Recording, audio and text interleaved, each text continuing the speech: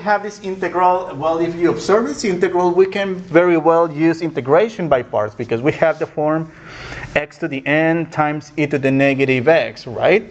And well, we have limits of integration. That means that our final answer will be a value, a constant, not another function.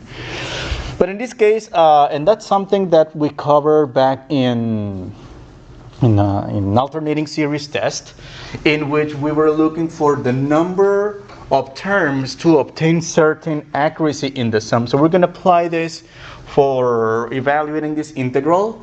So in this case, what we want to do is to set up an inequality. Well, we're going to set this later.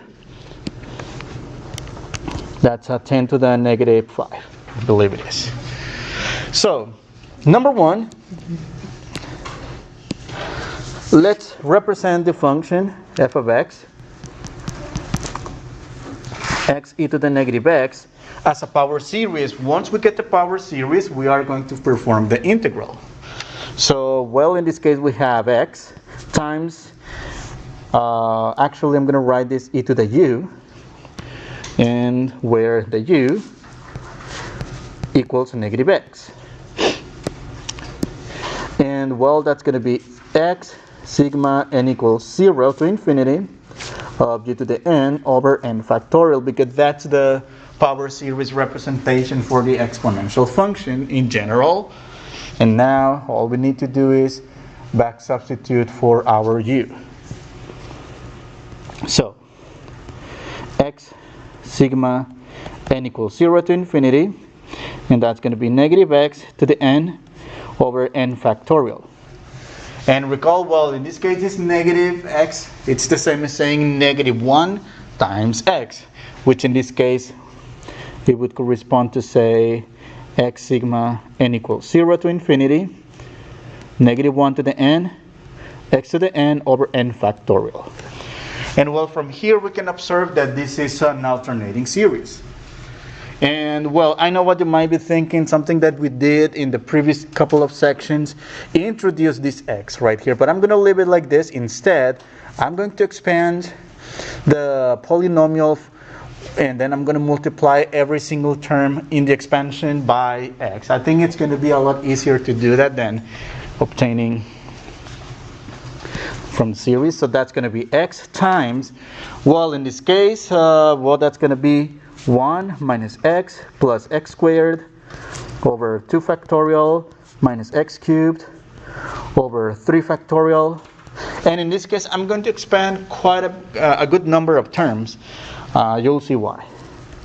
Plus x to the 4th over 4 factorial minus x to the 5th over 5 factorial plus x to the 6th over 6 factorial. Notice the pattern of the powers go with the n, and in the denominator we have the pattern of the factorials. And I think I'm going to stop here with the series minus dot dot dot. That indicates that this is an infinite series. Well, so the next step is to distribute the x right here.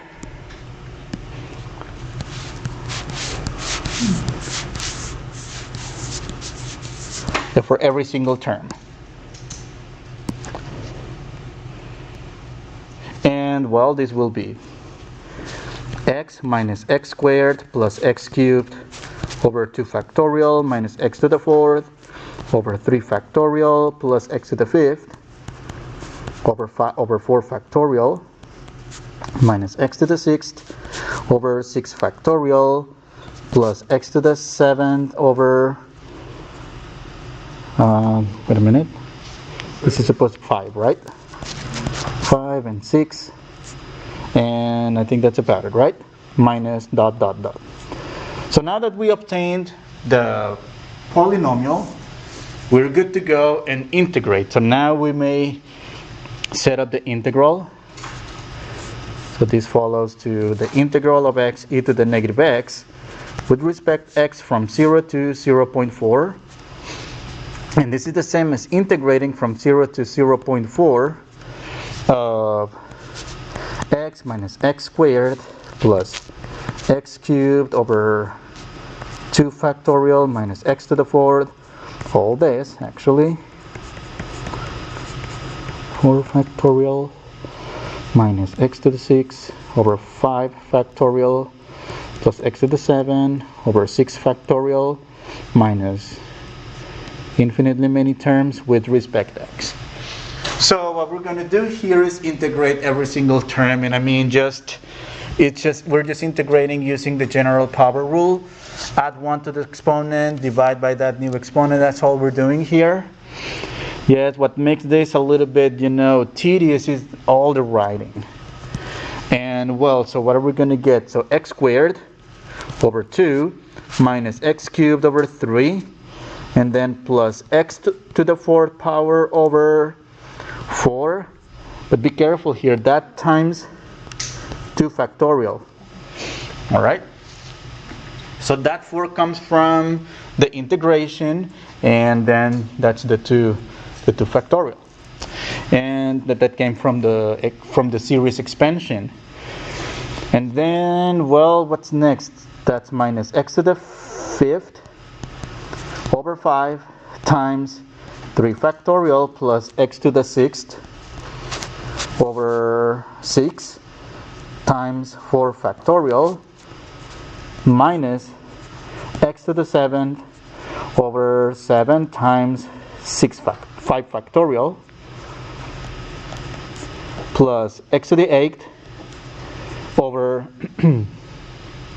8 times 6 factorial. And then minus dot dot dot, and this whole thing evaluated from 0 to 0.4. All right. Well, the good news on the one hand is that the lower limit is a 0. So when we do the fundamental theorem of calculus on this expression right here, everything is going to get zeroed out, so which is great. And well, let's just evaluate the upper limit, all right? And don't simplify the factorials, the denominator, or anything. Okay, so that's going to be 0.4 squared over 2 minus 0.4 cubed over 3 plus 0.4 to the 4th power over 4 times 2 factorial minus 0.4 over 5 over 5, is that 5 times 3 factorial plus 0.4 to the 6th power over 6 times 4 factorial minus 0.4 to the 7th over 7 times 5 factorial, and one more, 0.4 over to the 8 times 8, divided by 8 times 6 factorial. All right, and then minus infinitely many terms, right? How many terms do we need to expand in our polynomial here in order that the accuracy or having an error of less than 0.00001 or 10 to the negative 5? Well, we cannot just compute every single, one way to do it is like, okay, computing two terms right here. All right, and then comparing it with the value that we get from using the f and int or using integration by parts, right? But doing that to exhaustion, it's going to be so exhaustive. And then doing it with 3 terms, and then with 4 terms. So recall that in this case we have this ASRED, the alternating series remainder estimation theorem, and well, that tells us that the error of using n terms is less than the first neglected term. In other words, okay, so the remainder, let me state that Rn is less than or equal the next neglected term. For example, if I use only 5 terms in the alternating series to estimate the sum, well, the error or the maximum error will be smaller than the next term, which in this case is the sixth term. If I use 127 terms to estimate the sum, then I will be off from the actual result by at most the 128th term. That's what this theorem tells us. So in this case, well, here's what we need to do. So we want to know a sub n plus 1, how many terms is actually less than -5. All right? So how many terms do we need to have? Well, in this case, let's do the following. How about we evaluate this quantity? Okay, let's use the graphing calculator, and okay, you guys were going to help me with this. Okay, so computing this quantity, we get, how much we get? 0.000 0.00034. Okay, so 0.00034, is this less than 10 to the -5? No, right? It's not. Okay, then let's compute the next term to see hopefully that quantity is less than this number, and then we so let me highlight it.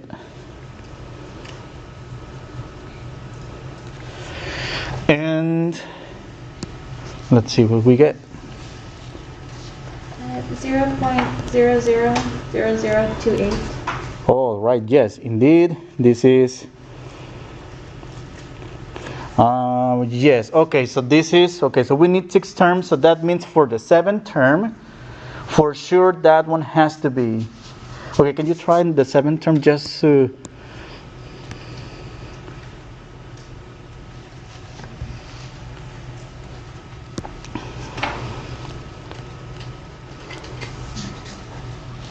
um, 0.0000019.